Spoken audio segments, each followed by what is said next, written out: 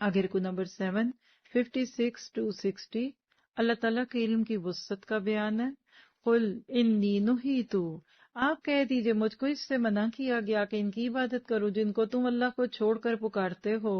آپ کہہ دیجئے کہ میں تمہاری خواہشات کی اتباع نہ کروں گا، کیونکہ اس حالت میں تو میں بے راہ رو ہو جاؤں گا اور راہ راست پر چلنے والوں میں نہ رہوں گا. کیا آپ یہ جملہ نہیں نوٹ کریں گے اپنے پاس؟ 56 الانعام.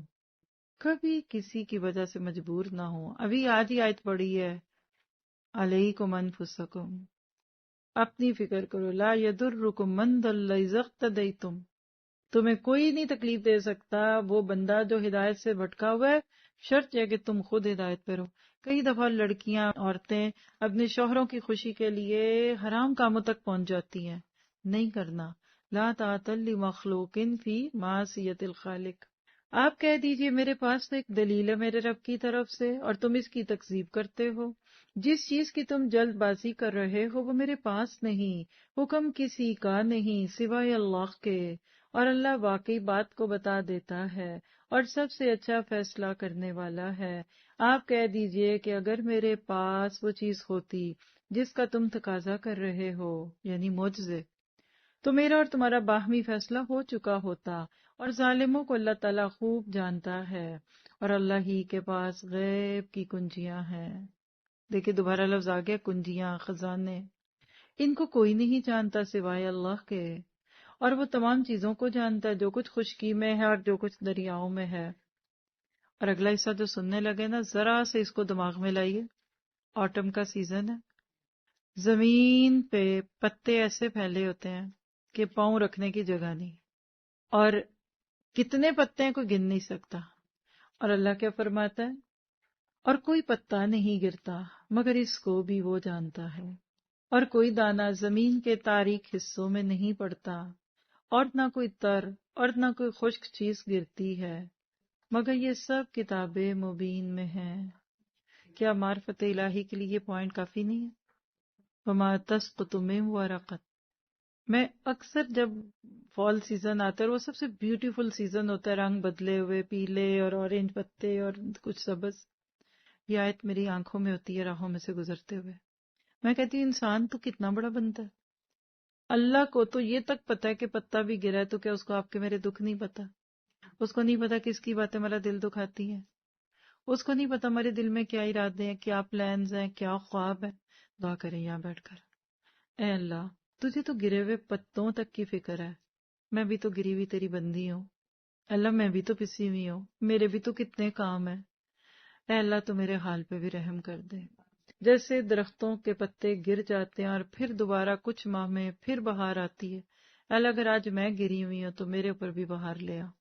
آج اگر میری نیکیاں گر گئی ہیں تو اللہ ان کے اوپر بھی بہار لے آ. اے اللہ اگر میری اولاد آج دین سے دور ہے تو اللہ ان کو بھی ہدایت پہ لے آ. ہر وہ ماں مانگے یہ دعا، ہر وہ بہن مانگے جس کے بھائی کا غم ہے، ہر وہ بیوی اپنے شوہر کی ہدایت کا مانگے.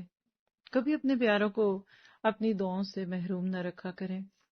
اور وہ ایسا ہے کہ رات میں تمہاری روح کو ایک حصے تک قبض کر لیتا ہے، اور جو کچھ تم دن میں کرتے ہو اس کو جانتا ہے، پھر تم کو جگا اٹھاتا ہے تاکہ ایک مدت معین تک تم پورا کرو سفر کو، یعنی میعاد معین تمام کر دی جائے، یعنی تمہاری موت کا وقت آ جائے. پھر اسی کی طرف تم کو جانا ہے، پھر تم کو بتلائے گا جو کچھ تم کیا کرتے تھے. کیا آپ کو لگ رہا ہے کہ آج کا پارہ واقعی معرفت الہی کا؟ یہ پارہ کبھی ہم نے پڑھا پہلے؟ کبھی سنا ہم نے؟ اور کبھی ہم نے سنا کہ کوئی 7 پارے کا وظیفہ کرتا ہے؟ اس کا کوئی انہوں نے بنا کے کورس رکھا ہوا ہے کہ اللہ کے بندو اس کو تو کرو پھر نماز پڑھو گے تم. تو کیا پتا چلا کہ بندہ مومن ہر وقت اپنے آپ کو اللہ کی محبت کے حصار میں محسوس کرتا ہے، اور اللہ کے عالم الغیب ہونے کا احساس اسے گناہوں سے بچاتا ہے. گناہ ہوتا ہی تب ہے جب بندہ اللہ سے منہ پھیر لیتا ہے. تو فیتھ ان ایکشن، اللہ کے سوا دعا کسی اور سے نہیں کرنی، جھکنا ہے تو صرف اللہ کے آگے، ایمان رکھنا ہے کہ دینے والی ذات صرف اللہ کی ہے. اور آپ دیکھیے کہ یہاں پتوں کے گرنے کی بات ہوئی اور بیج کے پھوٹنے کی بات ہوئی. کسان جب بیج ڈالتا ہے اس کو نہیں پتا ہوتا کہ کس بیج میں سے فصل نکلنی ہے کہ نہیں. آپ نے دیکھا ہوگا کبھی نہیں بھی تو کوئی ٹی وی کا ایڈ دیکھا ہوگا، ایسے ڈالتے ہیں دانا. ہم نے تو نہیں دیکھی فصلیں لیکن جو لوگ گاؤں میں رہتے ہیں ان کو کئی جگہ اتفاق ہوتا ہے نا، ایسے مٹھیاں بھر بھر کے نا تو ایسے ڈالتے ہیں. اور کبھی آپ جا کر دیکھیں تو کتنے دانے گندم کے یا چاول کے پگڈنڈیوں پہ گرے ہوں گے، کتنے لوگوں کے پاؤں میں آ جاتے ہوں گے. اس کو نہیں پتا کہ کون سا دانا بیج بننے کے بعد فصل بن کے کسی کے منہ میں دوبارہ آنا ہے کہ نہیں. آپ نے کبھی پاپ کارن بنائے؟ پیکٹ اوون میں رکھتے ہیں، مائکرو ویو میں، پھر تھوڑی سی ہیٹ کے بعد وہ کیا آنے لگتے ہیں، پاپ ہوتے ہیں. جب وہ پورے پاپ کارن بن جاتے ہیں تو اینڈ پہ کیا بچتا ہے اس میں سے؟ آپ تو اسے پہلے ہی نہ پھینک دیتے ہو. میں تو ان کو بھی توڑ توڑ کے کھاتی ہوں. کچھ تھوڑے سے کارن پاپ نہیں ہوتے. میں کہتی ہوں یہ کیوں نہیں ہو، میں اس کو پھر دوبارہ رکھتی ہوں. میں اپنی کنجوسیاں آپ کو بتا رہی ہوں یا بیٹھ کر انٹرنیشنلی. اچھا جب آپ دوبارہ رکھتے ہیں نا تو پھر 1 منٹ چلا دیں تو اس میں سے کچھ پھر پھوٹ آتے ہیں. کر کے دیکھیے گا. اچھا وہ بھی کٹ کے نکال لیا، کھا لیا، وہ خود کھا لے، نہ کھائیں بچے نخروں والے، نہ دے میاں صاحب کو، آپ کو ان کے دانت عزیز ہیں، پھر رہ جاتے ہیں. اب کیا کریں؟ ایک وقت آتا ہے وہ انکار کر دیتے ہیں، وہ کالے ہونے لگتے ہیں. پھر کیا کریں گے آپ؟ پھینک دینا چاہیے، پیٹ کا حق ہے، یہ ہے وہ. کھا لیجیے، کچھ بھی نہیں ہوگا، اس کو نگل لیں. کچھ دانے آپ کے پیٹ کے اندر جا کر آپ کے پیٹ کے پانی سے گلیں گے. کچھ دل ایسے ہی ہوتے ہیں، کچھ چیزیں ایسی ہی ہوں گی. مت فکر کریں فلاں کو ہدایت نہیں مل رہی، اس کو نہیں مل رہی، اس کو آپ کے جانے کے بعد ملنی ہے. کیوں نہیں پڑھ رہے، کیوں نہیں، اس نے آپ سے نہیں پڑھنا، انہوں نے آپ کے بعد والوں سے پڑھنا ہے. تڑپ رکھ کر دیکھ لیں اپنے آپ کو اللہ تعالیٰ کے ساتھ جڑ کے دیکھ لیجئے، آپ خود محسوس کریں گے. شوہر بیوی کا تعلق ہے، نہیں پتا کہ اس تعلق کے بعد اولاد ملنی ہے. اس آیت کو سمجھ کر سمجھ لیجئے سب کچھ اس کو پتا ہے. یعنی یہ اللہ کے علم میں ازلی اور ابدی کا تذکرہ ہے. اگر میں آپ کو عقیدہ پڑھا رہی ہوتی تو یہ ساری آیتیں اس کوٹ میں آنی تھی. یہ بھی شرک کرتے ہیں، اس کو دل کا حال پتا، وہ جی بابا جی جان جاتے ہیں، وہ جی بابا جی کی تو بیگم کو بھی پتا لگ جاتا ہے کہ ہمارا یہ معاملہ ہے. یہ جو قبروں پہ شرک ہو رہا ہے نا، اندر جاتے کہتے ہیں اچھا آؤ بیٹی ہمیں پتا ہے تمہاری ساس بڑی ظالم ہے. وہ بہو وہیں رہائی، بابا جی کو تو دل کا حال پتا ہے. وہ اللہ کے بندو، بابا جی کے کرندوں نے دروازے رکھے ہوئے ہیں، اس دروازے سے آؤ بے بھی. پتا لگ گیا بابا جی کو ادھر سے ان کو لا رہے ہیں جن کو ساسوں کے مسئلے ہیں. میاں کی ستائیاں بھی اس دروازے سے لے کے آتے. یہ کیا کہوں، فراڈ ہے، دھوکہ ہے، لوگوں کا ایمان خریدتے ہیں. اور جو قرآن کی بات آتی ہے تو ہمارے پاس وقت ہی نہیں ہے ایمان کے تقاضوں کے لیے. آگے جی آیت 61 سے 70، ہر مصیبت اور تکلیف سے اللہ ہی بچاتا ہے. کیا آپ کو اپنی تکلیفیں چھوٹی نہیں لگ رہی ہیں آج کے پارے کو پڑھ کے؟ کیا ضرورت ہے ادھر جا ادھر جا اس کے ادھر جا. کتنے لوگ دھکے کھاتے ہیں بابا جی کا دربار ڈھونڈنے کے لیے. وہ ادھر ہیں اس گلی میں، ننگے پٹنگے بابا جی بیٹھے ہوتے ہیں جن کو دیکھ کر شکل نہ دیکھنے کو دل کرے. وہاں جا کر لوگ کہتے ہیں جولی بردے میری، استغفر اللہ. یہ صورتیں پڑھ لیں آپ. اب آگے جو مکی صورتیں آنی ہیں آپ کا ایمان ہاتھ میں آ جانا ہے. آپ کو پتا ہے کہ ہم نے مدنی صورتیں پڑھی ہیں نا سورۃ مائدہ تک مستقل. سورہ فاتحہ مکی بھی ہے مدنی بھی ہے. بقرہ سے لے کے مائدہ تک ساری مدنی تھی. یا ایھا الذین آمنوا، اب وہ پکاریں کم ہے اگلی صورتوں میں. پھر آئیں گی 2 صورتیں انفال اور توبہ. پھر اس کے بعد کافی مکی صورتیں ہیں. جہاں مکی صورتیں ہوں گی نا تو یا ایھا الذین آمنوا کی پکار کوئی نہیں ہے، وہاں اندر کی فطرت کی پکار ہے. دیکھو تو صحیح تمہارا رب کون ہے. آئیے سنیے 61 سے 70، وَهُوَ الْقَاهِرُ فَوْقَ عِبَادِهِ وَيُرْسِلُ عَلَيْكُمْ حَفَظًا، اور وہی اپنے بندے کے اوپر غالب ہے اور برتر ہے، اور تم پر نگہداشت رکھنے والا بھیجتا ہے، یہاں تک کہ جب تم میں سے کسی کو موت آتی ہے اس کی روح ہمارے بھیجے ہوئے فرشتے قبض کر لیتے ہیں اور وہ ذرا سی بھی کوتاہی نہیں کرتے. موت کا منظر. پھر سب اپنے مالک حقیقی کے پاس لائے جائیں گے. سوچیں میں کب جاؤں گی اپنے حقیقی مالک کے پاس؟ خوب سن لو، فیصلہ اللہ ہی کا ہوگا اور وہ بہت جلد حساب لے گا. آپ کہیے کہ وہ کون ہے جو تم کو خشکی اور دریا کی ظلمت سے نجات دیتا ہے؟ آپ کے اندر سے پکار آنی چاہیے، اللہ اللہ اللہ. یہ ہے معرفت ربی. تم اس کو پکارتے ہو گڑ گڑا کر اور چپکے چپکے کہ اگر تو ہی ہم کو ان سے نجات دے دے تو ہم ضرور شکر کرنے والوں میں سے ہو جائیں گے. لکھیے تکلیف میں فطرت پہ پڑے ہوئے پردے ہٹ جاتے ہیں اور ہر بندہ معاہد ہو جاتا ہے. میدان جنگ میں ہر بندہ معاہد ہوتا ہے کیونکہ چاروں طرف موت ہوتی ہے. جب جہاز ہلتا ہے نا تو سب معاہد ہو جاتے ہیں. جب کشتی ڈولتی ہے پانی میں تو سب اس وقت مواحد ہو جاتے. کوئی ایتھیسٹ نہیں تھا ٹائٹینک پہ، کیونکہ اس وقت اللہ ہی یاد آتا ہے. آپ کہہ دیجئے کہ اللہ ہی تم کو ان سے نجات دیتا ہے اور ہر غم سے بھی. اللہ میری بہنوں کو بھی ہر غم سے نجات دے دے. تم پھر بھی شرک کرنے لگتے ہو. یعنی جب وہ غم ختم ہوتا ہے تو کہتے ہو جی یہ فلاں نے کیا، فلاں نے بابا جی نے کر دیا، یہ جنتر منتر پڑا تو پھر یہ ہوا وہ ہوا. آپ کہیے کہ اس پر بھی وہی قادر ہے کہ تم پر کوئی عذاب تمہارے اوپر سے بھیج دے یا تمہارے پاؤں کے تلے سے، یا کہ تم کو گرو گرو کر کے سب کو بھڑا دے، تمہارے ایک کو دوسرے کی لڑائی چکھا دے. آپ دیکھیے تو صحیح ہم کس طرح دلائل مختلف پہلوؤں سے بیان کرتے ہیں، شاید کہ وہ سمجھیں. یہ آیت اس بات کی دلیل کہ جب ہم اللہ کی نافرمانی کرتے ہیں نا تو ہماری اولادیں ہماری نافرمان ہو جاتی ہیں. ایک صحابی تھے، وہ کہا کرتے تھے کہ میں اپنی سواری میں جب اکڑ دیکھتا ہوں نا تو مجھے اپنے گناہ یاد آتے ہیں. اور یہ 3 دعاؤں میں سے ہیں جس کو اللہ کے نبی نے مانگا تو 2 قبول ہوئی تھی، 1 نہیں ہوئی تھی. اور آپ کی قوم اس کی تکذیب کرتی ہے حالانکہ وہ یقینی ہے. آپ کہہ دیجئے کہ میں تم پر متعین نہیں کیا گیا. ہر خبر کے واقع ہونے کا ایک وقت ہے اور جلد ہی تم کو معلوم ہو جائے گا.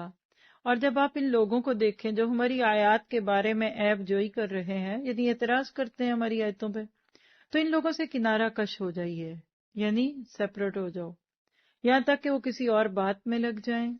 اور اگر آپ کو شیطان بھلا دے تو یاد آنے کے بعد پھر ایسے ظالم لوگوں کے پاس مت بیٹھیں. اللہ کرے ہمارا اس پہ عمل ہو جائے. خلاف شریعت محفلوں میں نہیں بیٹھنا.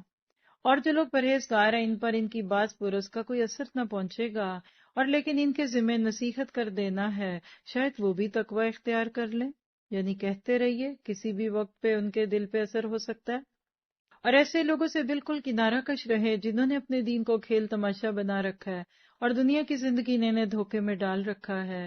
اور اس قرآن کے ذریعے سے نصیحت بھی کرتے رہیں تاکہ کوئی شخص اپنے کردار میں اس طرح پھنس نہ جائے کہ کوئی غیر اللہ اس کا نہ مددگار ہو اور نہ سفارشی، اور یہ کیفیت ہو کہ اگر دنیا بھر کا معاوضہ بھی دے ڈالے تب بھی اس سے نہ لیا جائے. یہ ایسے ہی ہیں کہ اپنے کردار کے سبب پھنس گئے. ان کے لیے نہایت گرم پانی پینے کے لیے ہوگا اور دردناک سزا ہوگی اپنے کفر کے سبب. دعا کیجیے اللہ تعالی ہمیں لوگوں کی ہدایت کا ذریعہ بنا دے. ہر بندہ اپنی اصل کے اعتبار سے مومن ہے. کچھ کا ایمان قیامت کے دن ظاہر ہوگا. کیا سمجھ آ رہے؟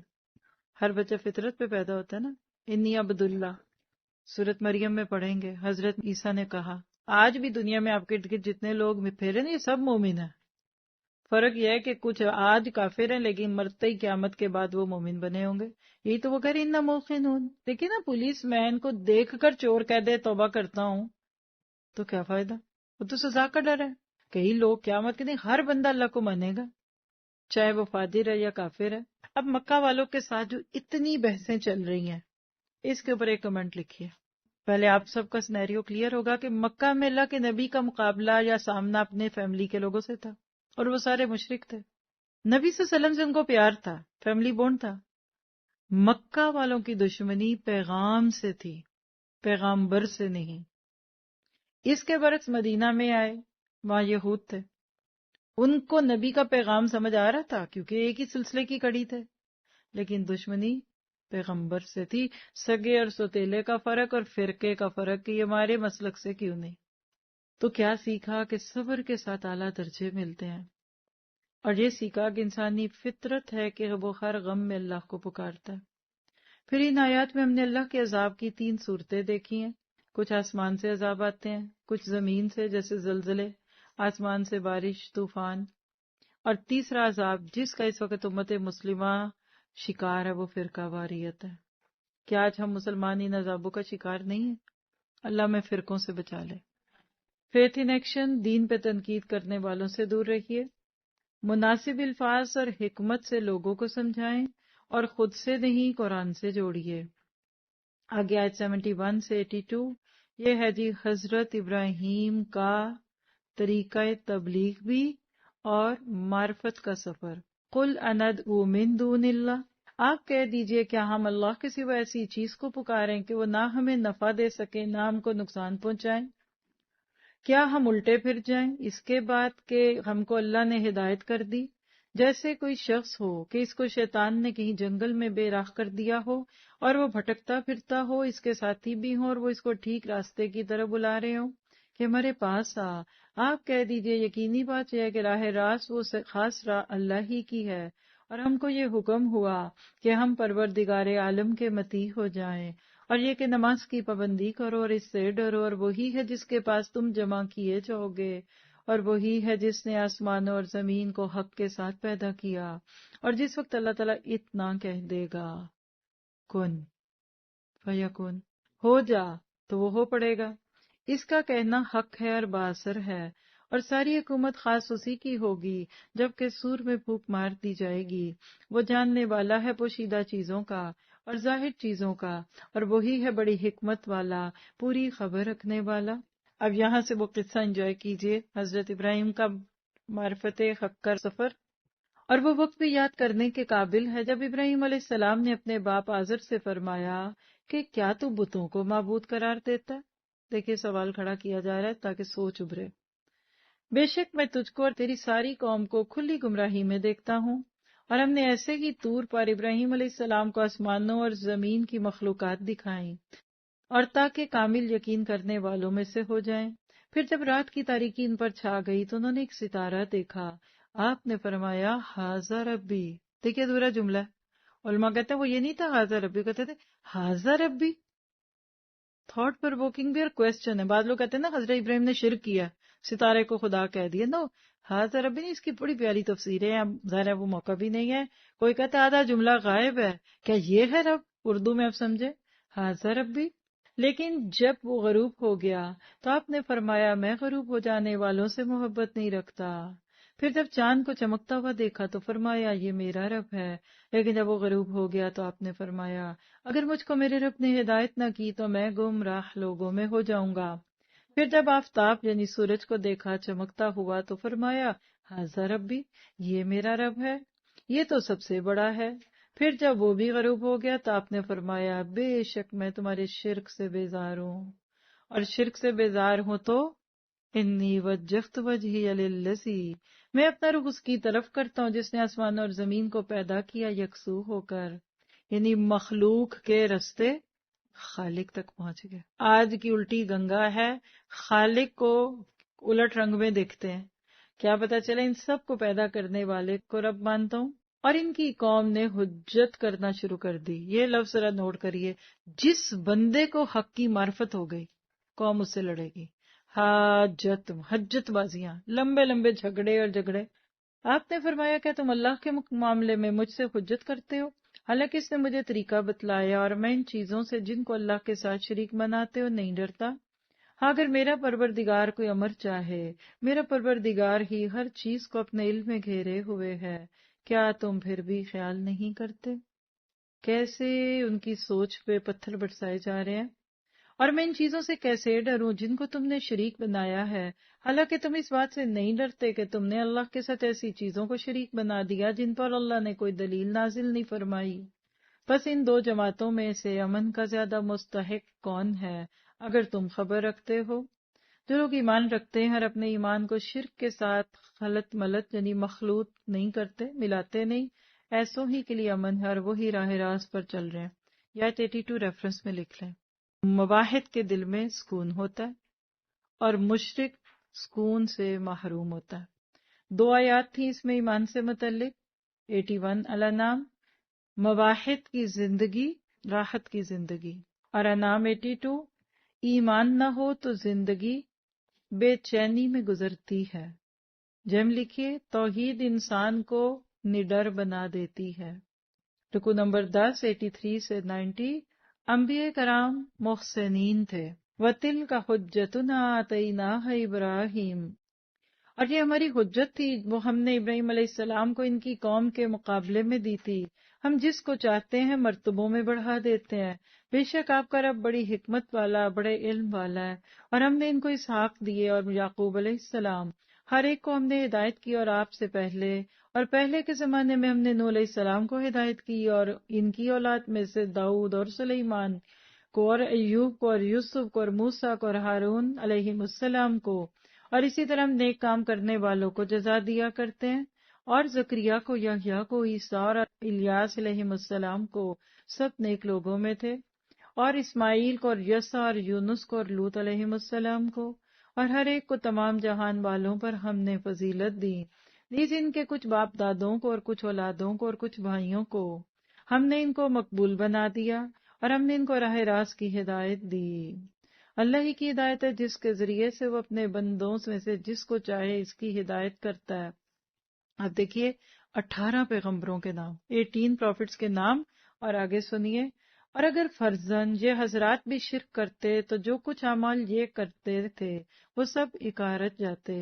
یہ لوگ ایسے تھے کہ ہم نے ان کو کتاب اور حکمت اور نبوت عطا کی تھی، بس اگر یہ لوگ نبوت کا انکار کر دیں تو ہم نے ان کے لیے ایسے بہت سارے ایسے لوگ مقرر کر دیے جو اس کے منکر نہیں ہے۔ یعنی عام شخص تو عام ہے، نبی بھی شرک کرے گا تو اللہ اس کو نہیں بخشے گا۔ یہی لوگ ایسے تھے جن کو اللہ نے ہدایت کی تھی، بس آپ بھی ان کے طریقے پر چلیے۔ آپ کہہ دیجئے میں تم سے اس کام پر کوئی معاوضہ نہیں چاہتا۔ یہ ہے بے نیازی، بے غرض ہوتے تھے انبیاء کرام، ان کو کسی قسم کا کوئی ذاتی نفع نہیں چاہیے ہوتا تھا۔ یہ تو صرف تمام جہان والوں کے واسطے ایک نصیحت ہے۔ تو کیا پتہ چلا اس رکوع میں؟ شرک ظلم عظیم ہے جو تمام نیکیوں کو برباد کرتا ہے۔ لکھ لے، شرک کا دیمک نیکیوں کی عمارت کو چاٹ جاتا ہے۔ شرک اور بدعات سے بچنا ہے، فیتھ ان ایکشن، تاکہ نیکیاں ضائع نہ ہو۔ ہر عمل احسان کے درجے پہ کرنا ہے۔ اور اب اگلا رکوع 11، 91 سے 94، کفار پر موت کی سختی کیسے آتی ہے۔ وما قدر اللہ حق کا قدری، ایک حسرت ہے اس رکوع میں۔ اتنی زندگی گزاری، 50، 60، 70، 80، 90 سال کے ہو کے مرے، لیکن تمہیں اللہ کی قدر نہ آئی، اور ان لوگوں نے اللہ کی جیسی قدر کرنا واجب تھی ویسی قدر نہ کی۔ یاد رکھیے مشرک نہ قدرہ ہوتا ہے۔ جبکہ یوں کہہ دیا کہ اللہ نے کسی بشر پر کوئی چیز نازل نہیں کی، آپ یہ کہیے کہ وہ کتاب کس نے نازل کی ہے جس کو موسیٰ علیہ السلام لائے تھے، جس کی کیفیت یہ ہے کہ وہ نور ہے اور لوگوں کے لیے ہدایت ہے، جس کو تم نے ان متفرق اور آنکھ میں رکھ چھوڑا ہے، جن کو ظاہر کرتے اور بہت سی باتوں کو چھپاتے ہو، اور تم کو بہت سی ایسی باتیں بتائی گئی ہیں جن کو تم نہیں جانتے تھے اور نہ تمہارے بڑے۔ آپ کہہ دیجئے کہ اللہ نے نازل فرمایا ہے، پھر ان کو ان کے خرافات میں کھیلتے رہنے دے دیجئے۔ یعنی ان کی شرک کی جو سرگرمیاں تھیں ان کو خرافات کہا جا رہا ہے، اور قرآن پیش کرو ان کو، کیونکہ یہ بھی ایسی ہی کتاب ہے جس کو ہم نے نازل کیا جو بڑی برکت والی ہے۔ آپ کو محسوس ہو رہی ہے اس کتاب کی برکت؟ اپنے سے پہلی کتابوں کی تصدیق کرنے والی ہے، تاکہ آپ مکہ والوں کو اور آس پاس والوں کو ڈرائیں، اور جو لوگ آخرت کا یقین رکھتے ہیں ایسے لوگ اس پر ایمان لے آتے ہیں، اور وہ اپنی نمازوں پر مداومت رکھتے ہیں، یعنی پکے نمازی ہوتے ہیں۔ اللہ ہم سب کو اور ہمارے گھر والوں کو پکا نمازی بنا دے۔ اور اس شخص سے زیادہ ظالم کون ہوگا جو اللہ تعالیٰ پر جھوٹ تہمت لگائے، یا یوں کہے کہ مجھ پر وحی آتی ہے حالانکہ اس کے پاس کسی بات کی وحی نہیں آتی، اور جو شخص یوں کہے کہ جیسا کلام اللہ نے نازل کیا ہے اسی طرح کا میں بھی لاتا ہوں۔ اور اگر آپ اس وقت دیکھیں جبکہ یہ ظالم موت کی سختیوں میں ہوں گے اور فرشتے اپنے ہاتھ بڑھا رہے ہوں گے کہ ہاں اپنی جانیں نکالو، دیکھیں خود اپنی جان نکالو۔ خود کو انجیکشن لگانا پڑ جائے تو جان نکل جاتی ہے، کہاں جان نکالنی۔ آج تمہیں ذلت کی سزا دی جائے گی اس سبب سے کہ تم اللہ کے ذمے جھوٹی باتیں لگاتے تھے، اور تم اللہ تعالیٰ کی آیات سے تکبر کرتے تھے، اور تم ہمارے پاس تنہا آ گئے، اکیلے آئے اکیلے جاؤ گے۔ جس طرح ہم نے اول بار تم کو پیدا کیا تھا اور جو کچھ ہم نے تم کو دیا تھا اس کو اپنے پیچھے ہی چھوڑ آئے، اور ہم تمہارے ہمراہ تمہارے ان شفاعت کرنے والوں کو نہیں دیکھتے جن کی نسبت تم دعویٰ رکھتے تھے کہ وہ تمہارے معاملے میں شریک ہیں، واقعی تمہارے آپس میں تو قطع تعلق ہو گیا اور تمہارا دعویٰ سب تم سے گیا گزرا۔ ایک آیت ہے ایمان سے متعلق، انعام 92۔ قرآن پاک کی 5 شانیں ہیں اس آیت میں، بعد میں جا کر ڈھونڈ کے لکھیے گا۔ اور ہم آخر کی طرف پلٹ رہے ہیں، پارہ تکمیل کی طرف آ رہا ہے۔ رکوع نمبر 12، 95 سے 100۔ اللہ تعالیٰ خالق کائنات ہے. ان اللہ فالق الحب والنوا. بے شک اللہ تعالیٰ دانے کو اور گٹھلیوں کو پھاڑنے والا ہے، اور جاندار کو بے جان سے نکالتا ہے، اور بے جان کو جاندار سے نکالنے والا اللہ یہ ہے. بس تم کہاں الٹے چلے جا رہے ہو؟ یعنی تمہاری عقل کیوں ماری گئی ہے، مت کیوں ماری گئی؟ وہ صبح کا نکالنے والا ہے، اس نے رات کو راحت کی چیز بنایا اور سورج اور چاند کو حساب سے رکھا. یہ ٹھہرائی بات ایسی ذات کی جو کہ قادر ہے، بڑے علم والا ہے. اور وہ ایسا ہے جس نے تمہارے لیے ستاروں کو پیدا کیا تاکہ تم ان کے ذریعے سے اندھیروں میں، خشکی میں اور دریا میں راستہ معلوم کرو. بے شک ہم نے دلائل خوب کھول کھول کر بیان کر دیے ان لوگوں کے لیے جو خبر رکھتے ہیں. کون سی آیتیں ہیں یہ؟ آیات مشہودہ، کھلی آنکھ سے دکھتی ہیں. اور وہی تو ہے جس نے تم کو ایک شخص سے پیدا کیا، پھر تمہارے لیے ایک ٹھہرنے کی جگہ ہے اور ایک سپرد ہونے کی. سمجھنے والوں کے لیے ہم نے اپنی آیتیں کھول کھول کر بیان کر دی ہیں. اور وہ ایسا ہے جس نے آسمان سے پانی برسایا، پھر ہم نے اس کے ذریعے سے ہر قسم کے نباتات کو نکالا. پھر ہم نے اس سے سب شاخ نکالی کہ اس سے ہم اوپر تلے دانے چڑھے ہوئے نکالتے ہیں. اور کھجور کے درختوں ان کے گچھے میں سے خوشے ہیں جو نیچے کو لٹک جاتے ہیں، اور انگوروں کے باغ اور زیتون اور انار کے بعض ایک دوسرے سے ملتے جلتے ہوتے ہیں اور کچھ ایک دوسرے سے ملتے جلتے نہیں ہوتے. ہر ایک کے پھل کو دیکھو جب وہ پھلتا ہے، اور اس کے پکنے کو دیکھو. ان میں دلائل ہیں ان لوگوں کے لیے جو ایمان رکھتے ہیں. اللہ کرے ہم ایسے لوگوں میں شامل ہو چکے ہوں. اور لوگوں نے شیاطین کو اللہ کا شریک قرار دے رکھا ہے، حالانکہ ان لوگوں کو اللہ ہی نے پیدا کیا ہے. اور ان لوگوں نے اللہ کے حق میں بیٹے اور بیٹیاں بلا سند تراش رکھی ہیں، اور وہ پاک اور برتر ہیں ان باتوں سے جو یہ کرتے ہیں. یہ تھی وہ آیتیں جس میں آپ کو ایمان کے بیچ کی مثال شروع میں نے دی. کیا پتہ چلا کہ عالم کے لیے ذرہ بھی کائنات ہے. یعنی علم والا ہوتا ہے نا، وہ ایک ذرے کو دیکھ کر بھی اللہ کو پہچان جاتا ہے، اور جاہل کے لیے کائنات بھی ذرہ ہے، بڑی بڑی نشانیاں دیکھ کر بھی نہیں مانتا. ایک آیت ہے ایمان سے متعلق 99، انظروا الی ثمرہ اذا اثمر. اس کا میسج لکھیے، ایمان کا پھل میٹھا. آپ کس کا سنتے ہیں؟ صبر کا. تو صبر ہی تو پک پک کے ایمان میں بدلتا ہے. کیا پتہ چلا کہ اللہ تعالیٰ نے کائنات کی ہر چیز کو جمال اور کمال سے بنایا ہے. ایمان والا کائنات پر غور و فکر کر کے اپنے رب کو پا لیتا ہے. جان لیتے کہ کائنات خود بخود نہیں چل رہی، اس کا کوئی بنانے والا اور چلانے والا. بارش تو ہر جگہ پڑتی ہے، مگر فصلیں وہیں اگتی ہیں جہاں زمین زرخیز ہو. اللہ کرے آپ سب کے زرخیز دلوں پہ ایمان کی فصل لگے، اور رمضان کے بعد یہ سلسلہ ختم نہ ہو جائے، دور قرآن کے بعد یہ ختم نہ ہو جائے. اسی طرح اللہ کا پیغام تو سب سنتے ہیں، مگر اس کا اثر نرم اور صالح دل پر ہوتا ہے. فیتھ ان ایکشن، کائنات میں موجود نعمتوں پہ غور فکر کرنا ہے. کائنات کی طرح ہمیں بھی اللہ کے حکموں پہ بلا چون چرا عمل کرنا ہے. کبھی زمین نے مستی کی، میں نے نہیں بیج اگانا. بارش نے، آسمان نے کبھی کہا میں نے بارش نہیں برسانی. تو اللہ ہمیں بھی اللہ کی بات کو سن کر ماننے والا بنا دے.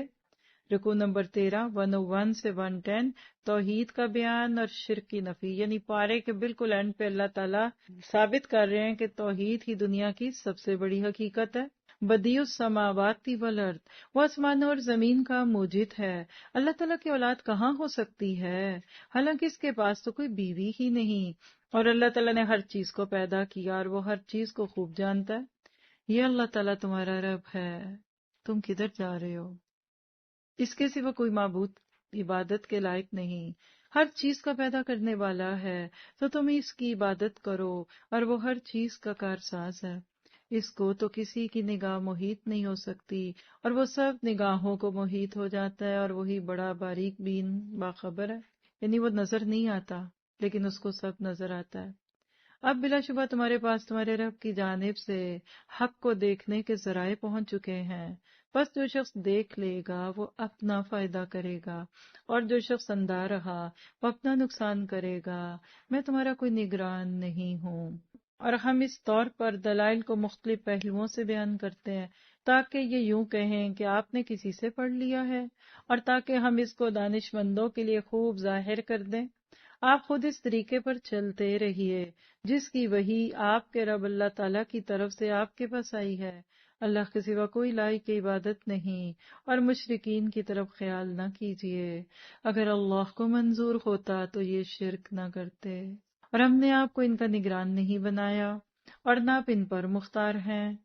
اور گالی مت دو ان کو جن کی یہ اللہ کو چھوڑ کر عبادت کرتے ہیں، کیونکہ پھر یہ جہالت کی وجہ سے ضد سے گزر کر اللہ تعالیٰ کی شان میں گستاخی کریں گے۔ ہم نے اسی طرح ہر طریقے والوں کو ان کے عمل مرغوب بنا کر دکھا دیے، پھر سب کو اپنے رب کے پاس جانا ہے، بس وہ ان کو بتلا دے گا جو کچھ بھی وہ کیا کرتے تھے۔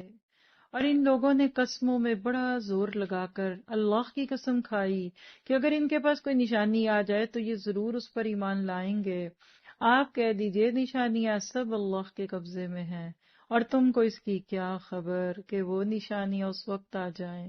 یہ لوگ تب بھی ایمان نہ لائیں گے۔ یہ کون سی نشانی ہے؟ مسمو، ابھی نظر نہیں آئی، صرف سن رہے ان کے بارے میں۔ اور ہم بھی ان کے دلوں کو اور ان کی نگاہوں کو پھیر دیں گے۔ اس آخری آیت پہ رونے کو دل کرتا ہے۔ ایک وقت ہوتا ہے کہ بندہ نہیں آتا اللہ کی طرف، اور پھر ایک وقت آتا ہے اللہ اس کو آنے ہی نہیں دیتا، اللہ سارے دروازے ہدایت کے بند کر دیتا ہے۔ سنیے گا، اور ہم بھی ان کے دلوں کو اور ان کی نگاہوں کو پھیر دیں گے جیسا کہ یہ لوگ اس سے پہلی دفعہ ایمان نہیں لائے تھے، اور ہم ان کو ان کی سرکشی میں حیران رہنے دیں گے۔ یہ اللہ کا انتقام ہے، تم روٹھے ہم چھوٹے۔ ہدایت کی اگر پکار دل پہ پڑ رہی ہے تو دروازہ کھول دیجئے، اور ہدایت کا دروازہ اندر سے کھلتا ہے، اس کا باہر ہینڈل نہیں، اندر سے۔ کوئی جو مرضی تڑپ لے، بتانا چاہے، سنانا چاہے، سکھانا چاہے، نہیں سمجھ آئے گی جب تک آپ اپنا دل نہیں کھولیں گے۔ 2 آیات اس میں ایمان سے متعلق تھی۔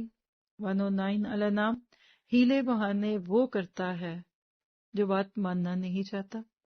الانعام 110، جو ہدایت سے بھٹک گیا وہ اپنا ہی نقصان کرتا ہے۔ تو پارے کے اینڈ پہ خلاصہ لے لیجئے، 3-4 لفظ لکھیے: شرک، شکر۔ کیا فرق ہے؟ را پہلے ہے اور دوسرے میں کاف پہلے ہے۔ شرک ہوتا ہی تب ہے جب بندہ شکر نہیں کرتا۔ وما قدر اللہ حق قدری، نتیجہ کیا ہے کہ شاکر مشرک بن جاتا ہے۔ اس میں کتنا کو فرق ہے؟ اور جس بات کو الفاظ میں چونکہ پیش نہیں کیا جا سکتا تو اللہ کی معرفت دل میں آتی ہے، تو اللہ کیا ہے، اس کا کیا تقاضا ہے۔ میں اپنے بارے میں کہوں گی کہ میں اس بارے کا حق ادا نہیں کر سکی، کیونکہ بندے کو اپنی کمی کوتاہی کا پتہ ہوتا ہے۔ آپ کو یہ لگ رہا ہوگا میں نے بہت کچھ بتا دیا، لیکن مجھے یہ پتا ہے کہ میں بھی بہت بتانا چاہ رہی تھی اور نہیں بتایا۔ اللہ کمی بیشی کے ساتھ قبول کرے۔ کچھ لوگ ایسے ہوتے ہیں وہ جانتے ہیں کہ وہ نہیں جانتے، اور کچھ لوگ نہیں جانتے کہ وہ نہیں جانتے۔ Some people they know that they don't know، اور some people don't know that they don't know۔ اور عالم کہتے ہی اس کو ہیں جس کو اپنے علم کی کمی کا احساس ہوتا ہے۔ اللہ کے آگے روئیے، اس پارے کو پڑھنے کے بعد اللہ کے آگے روئیے، کیونکہ اللہ کے آگے رونا نصیب والوں کو نصیب ہوتا ہے۔ تو فیتھ ان ایکشن، شرک کے ہر پہلو کی نفی کرنی ہے۔